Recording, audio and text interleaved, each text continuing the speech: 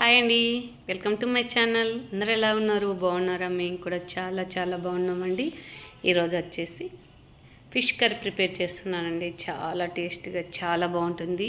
చేపల పులుసు అలాగే చేపల ఫ్రై చేస్తున్నానండి. మా కోసం అయితే పులుసు, పిల్లల కోసం అయితే ఫ్రై చేస్తున్నానండి. టేస్ట్ మాత్రం సూపర్ ఉంటుందండి. ఇలా పులుసు పెట్టారంటే అసలు చాలా అంటే చాలా బాగుంటుంది. ఈరోజు వండుకొని రేపు తిన్నామంటే ఇంకా చేపల పులుసు సూపర్ అండి. ఫస్ట్ అయితే ఫిష్ తీసుకున్నానండి. ఇది వచ్చేసి బొచ్చ అంట అండి. చేపలు అయితే బాగా నీట్గా కడిగి పెట్టుకోవాలండి. ఫస్ట్ సాల్ట్ వేసి కొద్దిగా బాగా తోమి నీట్గా క్లీన్ చేసి ఇచ్చారు మా వారు. అయితే నేనైతే ఇప్పుడు రెడీ చేస్తున్నానండి. ఫస్ట్ అయితే ఇవి వచ్చేసి కిలో చేపలండి. చేపలు తీసుకున్నాక తర్వాత అయితే ఉప్పు అలాగే పసుపు కొద్దిగా కారం వేసేసానండి. 1 స్పూన్ దాకా అయితే కారం వేసేసాను. మనకి చేపల పులుసు వచ్చేసి స్పైసీగా ఉంటేనే టేస్ట్ ఉంటుందండి. చేపలను అయితే బాగా కలుపుకోవాలండి. ముక్కలకల్లా ఉప్పు కారం పసుపు అన్నీ పట్టేలాగా బాగా కలిపి పెట్టుకోవాలండి. అప్పుడు మనకు ఫిష్ కర్రీ అనేది నీసు వాసన రాదండి. ఇలా చేసుకొని చూడండి, అంత టేస్ట్గా ఉంటుంది, అంత బాగుంటుంది. స్మెల్ అనేది అస్సలు రాదండి. ఫస్ట్ అయితే మొత్తం చేపల కళ్ళు అయితే అంత పట్టించి వేసానండి. అలాగే ఇవి వచ్చేసి తలకాయలండి. తలకాయలు కూడా తెచ్చారు. వచ్చేసి పులుసులేకైతే టేస్ట్ బాగుంటాయండి. నాకేమో నచ్చవు, కానీ మా వారు మా బాబు తింటారనేసి తెచ్చుకున్నారు. ఆ ఫిష్కి తలకాయ అయితే పులుసులేక చాలా బాగుంటుందండి. ఉడుకుతుగానే టేస్ట్ చాలా బాగుంటుందండి. తెచ్చారు. ఓకే అండి, అయితే పక్కన పెట్టేశాను. అలా మ్యాగ్నేట్ చేసినది ఒక 1/2 అవర్ దాకా అయితే అలాగే పెట్టేసుకోవాలండి. ఈ లోపు అయితే మసాలా ఇదేనండి. మెయిన్ మసాలా వచ్చేసి మనకి ఫిష్ చేపల పులుసుకి అయితే ఫస్ట్ అయితే మెంతులు వేసాను, అలాగే జీలకర్ర వేసాను, ఆవాలు వేసానండి. ఒక 2 టేబుల్ స్పూన్ దాకా అయితే ధనియాలు వేసాను. వేసిన తర్వాత లవంగాలు చెక్క వేసి వీటిని మనం మాడకుండా ఫ్రై చేసేసుకోవాలండి. ఆవాలు చిటపటలాడేంత వరకు ఫ్రై చేసేయాలండి. మెయిన్ మసాలా వచ్చేసి ఇదేనండి. మనకి చేపల పులుసుకి మెంతులు వేయడం వల్ల మనకు చేపల పులుసు అనేది జిగుటుగా వస్తుంది. టేస్ట్ చాలా బాగుంటుందండి. ఒక్కసారి ఇలా మసాలా ఫ్రై చేసేసి చేయండి. చేపల పులుసు సూపర్గా అంటే సూపర్గా ఉంటుంది. చాలా బాగా నచ్చుతుంది అందరికీ.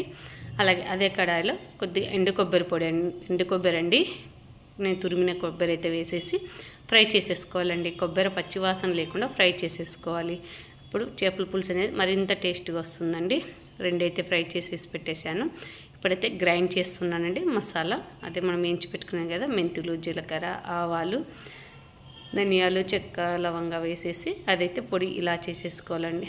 మూత తీసినట్టు మంచి స్మెల్ వస్తుందండి పొడి మాత్రం.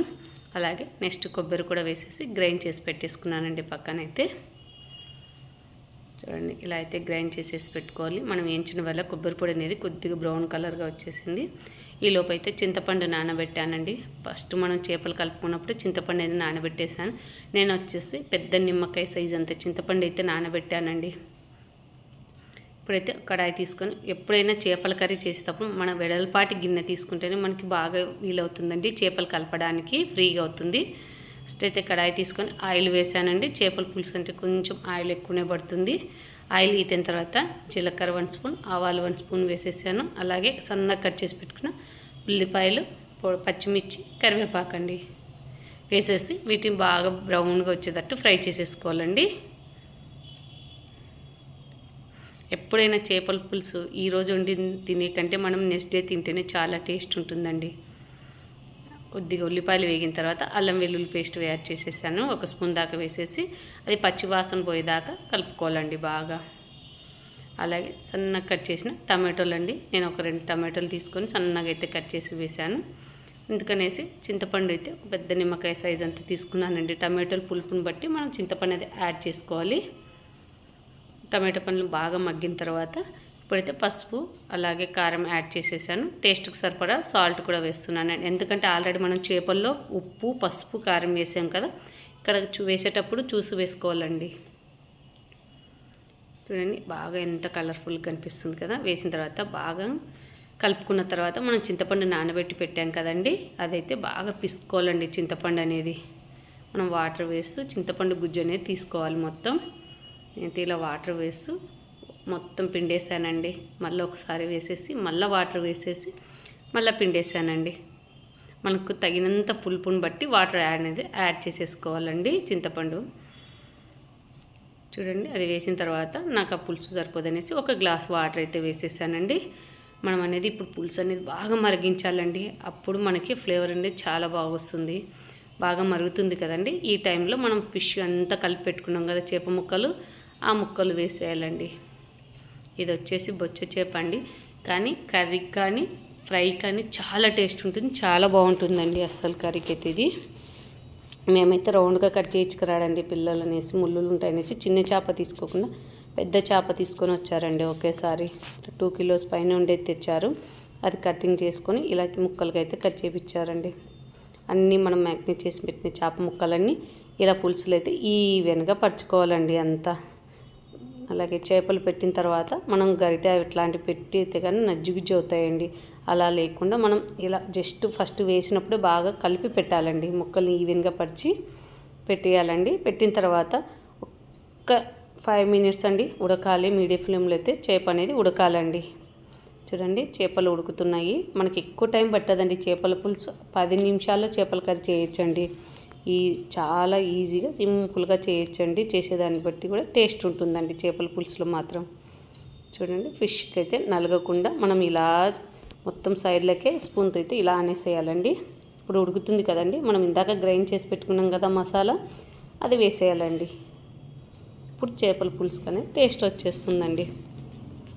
ఇంత మసాలా అంతా వేసిన తర్వాత బాగా కలుపుకోవాలండి. చేపల ముక్కలు మనకి పట్టేలాగా కలుపుకోవాలి. కలిపేటప్పుడు జాగ్రత్తగా కలపాలండి. పీసులు అయితే విడిపోతాయి చేపల పులుసులోటివి. ఇలా వేసిన తర్వాత మనం సేమ్ క్లాత్ పెట్టుకొని ఇలా అయితే కుదించాలండి. అంతే, కలపాల్సిన అవసరం లేదు. కుదించిన తర్వాత మళ్ళీ ఒక 2-3 నిమిషాలు ఉడికించాలండి మసాలా వేసిన తర్వాత. అప్పుడు మనకనేది మొత్తం ఆయిల్ అనేది పైకి తేలేంత వరకు ఉడికించాలండి. అప్పుడు ఫిష్ పర్ఫెక్ట్గా ఉడికినట్టండి. చూడండి నాకు ఆయిల్ అంతా ఎంత బాగా తేలిందో, అస్సలు పర్ఫెక్ట్గా ఉడికిందండి. ఉప్పు కారం అన్నీ టేస్ట్ అయితే చాలా బాగా సరిపోయింది. పులుపు అంత అయితే ఫైనల్లీ కొత్తిమీర యాడ్ చేసేసానండి. తినండి, సింపుల్ అండ్ బెస్ట్గా చేపల పులుసు అయితే రెడీ అయిపోయిందండి.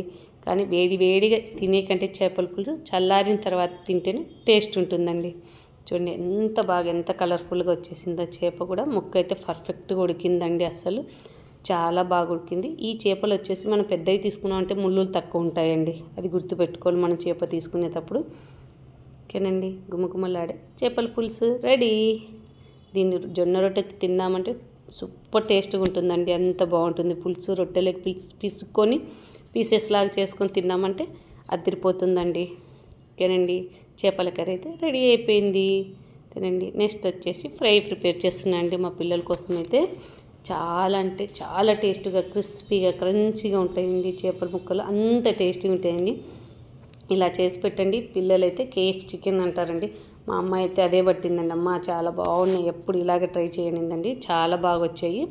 నేను వచ్చేసి ఫిష్ ఫ్రైకి వచ్చేసి ఇవి దాదాపు 1/2 కిలో పైనే ఉన్నాయండి ముక్కలైతే. ఇలా తీసుకున్నానండి. బాగా కండుండే పీస్ అయితే ఇలా పీసెస్గా చేసి ఇచ్చారు. వీటిని కూడా కొద్దిగా పసుపు, బాగా సాల్ట్, అలాగే నిమ్మరసం వేసి కొంచెం కడిగానండి.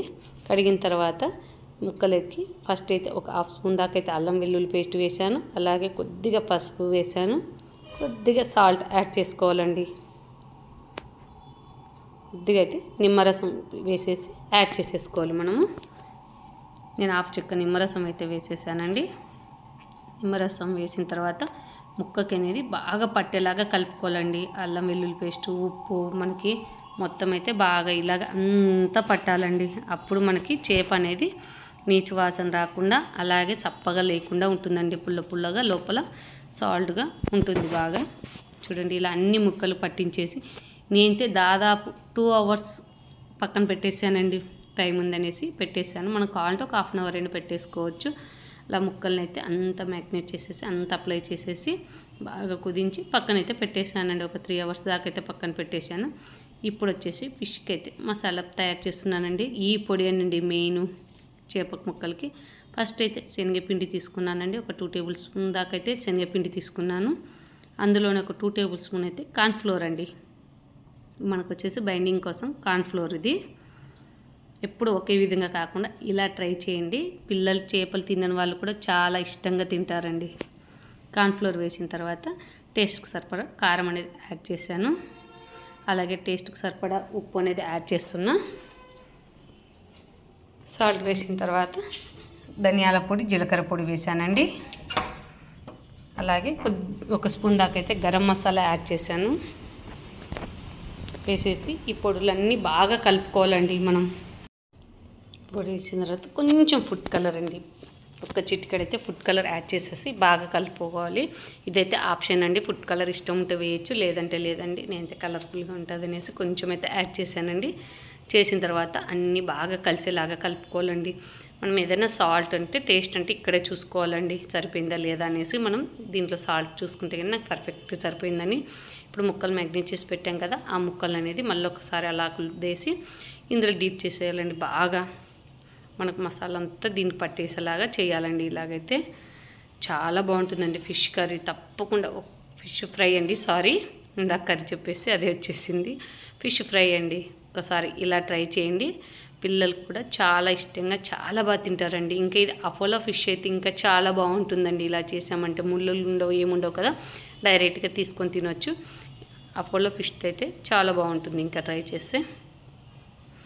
ఓకేనండి, ఇలా అన్ని పీసెస్ అయితే అన్నీ ఇలా డిప్ చేసి పెట్టేసుకున్నాను నేను. అన్నీ ఒక ప్లేట్లో అయితే రెడీ చేసి పెట్టేసుకున్నాను. ఈ లోపు అయితే కడాయి పెట్టేసి ఆయిల్ అనేది వేసేసానండి. డీప్ ఫ్రైకి సరిపడా ఆయిల్ వేసేసాను. వేసి ఆయిల్ అయితే మీడియం ఫ్లేమ్లో ఉండాలండి. హీట్ అయితే అయిందండి ఆయిల్. ఇప్పుడు వచ్చేసి ఫిష్ ముక్కలు అయితే వేసేసుకొని మనం ఫ్రై చేసుకోవాలండి. ఇది వచ్చేసి స్లో ఫ్లేమ్లో ఫ్రై చేసుకోవాలండి. మనకు పైనేమో కాలుతుంది, లోపలేమో కాలదు, ఫిష్ పచ్చిగా ఉంటుంది కదా, అందుకనేసి సిమ్లో పెట్టేసుకొని ఫ్రై చేసుకోవాలండి చేప ముక్కలు అనేది. చూడండి అసలు ఫ్రై చేస్తుంటే ఎంత కలర్ఫుల్గా ఉన్నాయి కదా, అసలు చాలా అంటే చాలా టేస్ట్గా ఉంటాయండి. మనకి ఇది వచ్చేసి పప్పు చారులకి నంచుకొని తిన్నామంటే సూపర్ అండి.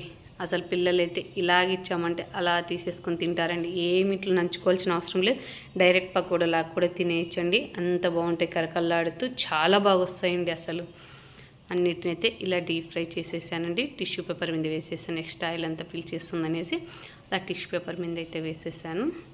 మిగతా వాటన్నిటిని కూడా ఫ్రై చేసేసుకోవాలండి ఇలాగే. కానీ ఫ్రై అంటే కొంచెం టైం పడుతుంది, తప్పదు కదా, మనం తినాలంటే టైం చేయాల్సిందండి. ఓకేండి, చూడండి చేపలన్నీ ముక్కలన్నీ రెడీ అయిపోయినాయి. అసలు చాలా క్రిస్పీగా చాలా క్రంచిగా వచ్చాయండి. స్పూన్తో గిడుతుంటే కూడా ఎంత క్రంచిగా ఉన్నాయి తెలుసా, అంత బాగున్నాయి. అసలు కరకల్లాడుతూ చాలా బాగున్నాయండి. ఒకసారి తప్పకుండా ఫిష్ ఫ్రై కూడా ట్రై చేయండి. ఫిష్ కర్రీ అలాగే ఫిష్ ఫ్రై కూడా తప్పకుండా ట్రై చేయండి. ఓకేనండి, ఈ వీడియో నచ్చితే కన్నా లైక్ చేయండి, షేర్ చేయండి, కామెంట్ చేయండి ఎలా ఉందో. ఓకే అండి, thank you for watching. Bye అండి. మా ఛానల్ అయితే సబ్స్క్రైబ్ చేసుకోండి.